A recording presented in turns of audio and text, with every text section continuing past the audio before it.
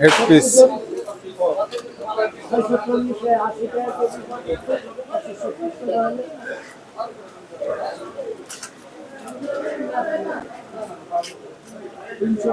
সেই সাইজের রুই। খাজানা আছে নাকি? ডিম আছে? ডিম নেই। গোল পিস হবে না পেটি বের হবে? পেটি। বড় মাছ তো এই জন্য পেটি বের করতে হবে।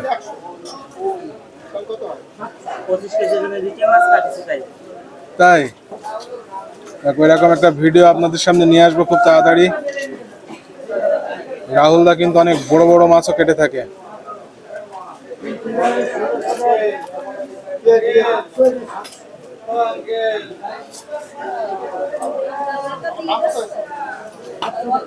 একেবারে টাটকা মাছ, লাল রক্ত দেখুন।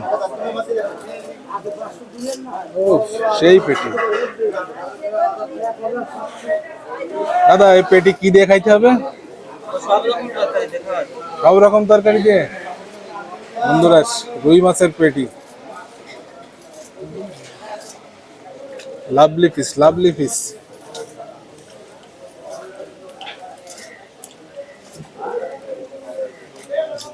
অনেক সুন্দর করে কিন্তু কাটিং চলছে। ভাই আমার মাছ এই যে ফটো চলছে কার মাছ?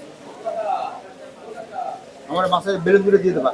সব দিয়ে সব বেলুন দিয়ে। অনেক সুন্দর করে কিন্তু কাটিং চলছে রুই মাছ। বুক ছেড়ে দেবা, বুক মাছের বুক ছেড়ে দেবা। অনেক সুন্দর করে কিন্তু কাটিং চলছে। রাহুল দা কিন্তু অনেক সুন্দর করে মাছ কাটিং করে। যশোর রেল বাজার, বিশাল বড় মাছ বাজার কিন্তু।